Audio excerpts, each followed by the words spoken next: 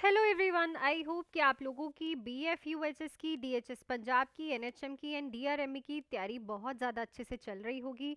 B2 vacancies बहुत जल्दी आ रही हैं, तैयारी करनी शुरू कर दो क्योंकि DHS पंजाब वालों को भी बहुत जल्दी ही ज्वाइनिंग लेटर्स मिल जाएंगे। ठीक है, उसके बाद आपका ही नंबर है, तो जो बच्चे बैठे हुए हैं आराम से कि हम कर लेंगे तैयारी, जल्दी से जुड़ जाओ, क्लासेस लगाओ और अपनी सेल्फ प्रिपरेशन कर रहे हो तो सेल्फ प्रिपरेशन करो।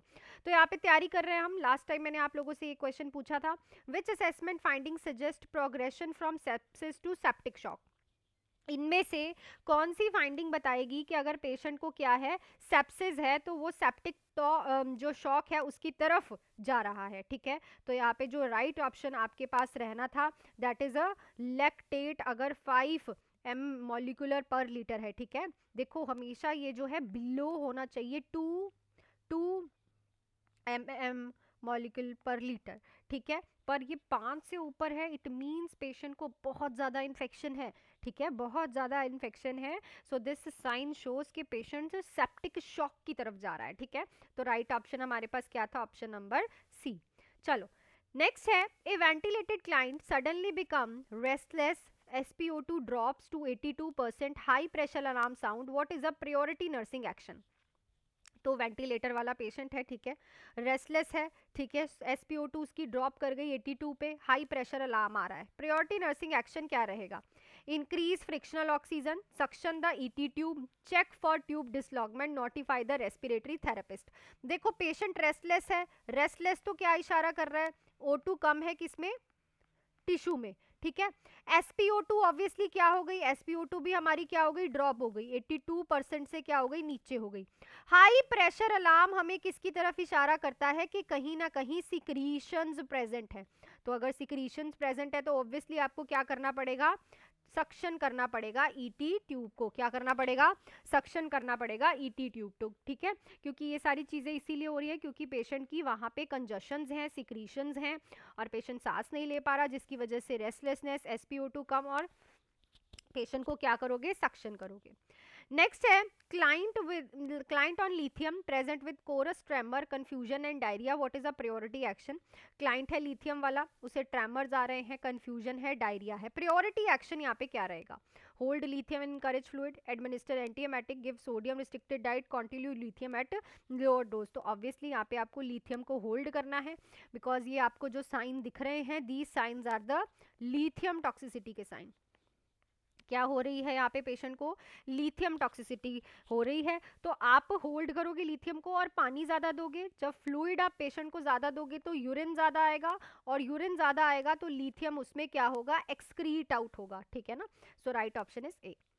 नेक्स्ट है, which finding best differentiated cardiogenic shock from hypovolemic shock? Hypovolemic shock से कार्डियोजेनिक शॉक में क्या डिफरेंस होता है? हाइपोटेंशन, टेकीकार्डिया, पल्मनरी क्रैकर्स, या फिर डिक्रीज यूरिन आउटपुट? तो आप खुद सोचो, एक बार सोचो कि हाइपोवोलेमिक शॉक में तो फ्लूइड जो है वो कम होता है, तो उसमें क्रैकल साउंड कैसे आ सकती है? क्रैकल साउंड तो तभी आती है ना जब फ्लूइड ज्यादा होता है। तो कार्डियक जेनिक शॉक में हमें पल्मनरी क्रैकल्स देखने को मिलते हैं क्योंकि पानी इकट्ठा होता है लंग्स में, और हाइपोवोलेमिक शॉक में हमें क्रैकल्स नहीं सुनाई देंगे क्योंकि पानी ही नहीं होता है बॉडी में, तो इकट्ठा कहाँ से होगा? ठीक है, चलो नेक्स्ट है, client with T4 spinal cord injury develop sudden hypertension, pounding headache and flushed face, what is the first nursing action?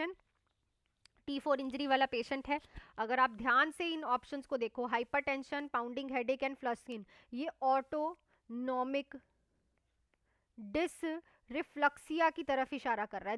This is the complication of this problem. ठीक है, तो अब क्या करोगे? Administer anti hypertensive, seat the client upright, check blood glucose, perform neurological assessment. तो यहाँ पे आप पेशेंट को अपराइट पोजीशन में बिठाते हो, ये BP लो करवाएगा।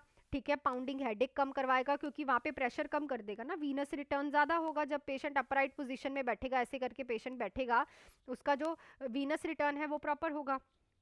सो दिस विल हेल्प, सबसे पहले ये करोगे। नेक्स्ट है, during hemodialysis a client become hypotensive and nauseated, what is a priority intervention?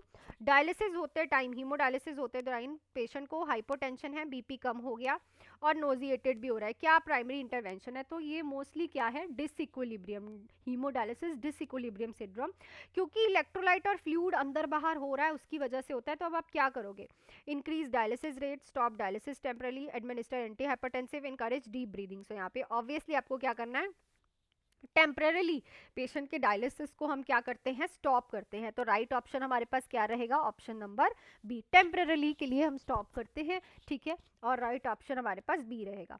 Next question पे चलते हैं, उससे पहले आज ये लास्ट डे है बेटा बैचेस का, आप लोग जुड़ सकते हो। 3 मंथ्स का बैच 1899, 6 मंथ्स का बैच 2999, इस नंबर पे कॉल मैसेज करके। एंड अगर आपको only MCQs and test series join करने हैं तो ये बैच 2 मंथ्स का 899 में इस नंबर पे ज्वाइन कर सकते हो। सिलेक्शंस आप मेरी देख चुके हो, पढ़ाने का तरीका आपको क्लासेस में समझ आता है, सो फटाफट से जुड़ सकते हो, नंबर आप लोगों के पास है, ठीक है। अगर तो आपकी थ्योरी अच्छी है ना, तो आप एमसीक्यूज मेरे साथ प्रैक्टिस करो। उसमें हम ये सीख रहे हैं कि एमसीक्यूज प्रैक्टिस कैसे करने हैं, सब्जेक्ट वाइज पढ़ना कैसे है। और अगर आपको थ्योरी एंड एमसीक्यूज करने हैं then this batch is the best batch. चलो नेक्स्ट पे चलते हैं बेटा।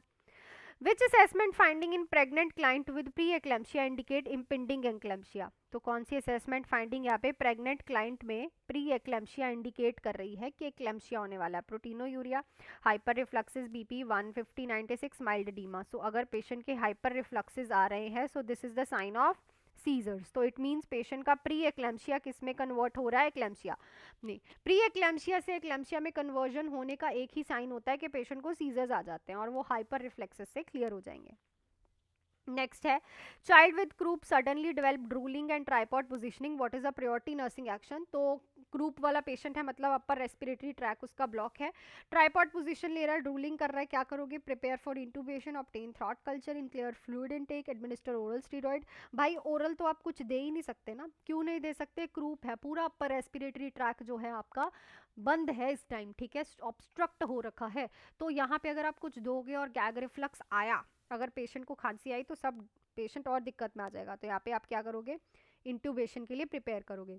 नेक्स्ट है, client on warfarin has INR 6.2 active bleeding, which medication should nurse anticipate? Warfarin वाला पेशेंट है, INR पेशेंट का INR 6.2 है, एक्टिव ब्लीडिंग है, कौन सी मेडिकेशन एंटीसिपेट होगी? प्रोटामिन सल्फेट, विटामिन के, हेपरिन या फिर एल्टीप्लेस। सो ऑब्वियसली अगर वारफरिन दे रहे हो और INR बहुत ज़्यादा आ रहा है तो एंटीडोट लगा देंगे, दैट इज अ विटामिन के, ठीक है।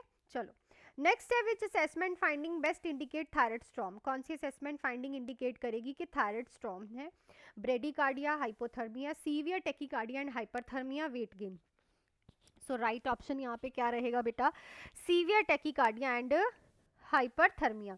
थायराइड स्टॉर्म तब होती है जब T3 एंड T4 बहुत ज़्यादा इंक्रीज हो जाते हैं, जिससे मेटाबॉलिज्म और डाइजेशन बहुत ज़्यादा होती है, और जब डाइजेशन बहुत ज़्यादा होती है तो हीट प्रोडक्शन होती है, ठीक है, हीट भी इंक्रीज होती है और हार्ट रेट भी ज़्यादा रहती है, ठीक है।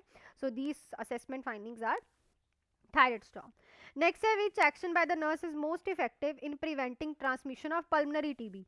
तो कौन सा एक्शन यहाँ पे मोस्ट इफेक्टिव रहेगा ट्रांसमिशन रोकने के लिए पल्मनरी टीबी का? सो ये आपके पास 4 ऑप्शन है, surgical mask for the nurse, private room with door close, N95 या फिर ग्लव्स एंड गाउन। तो इस क्वेश्चन का आंसर आप लोग मुझे कमेंट सेक्शन में लिख के बताओगे बेटा कि क्या रहेगा।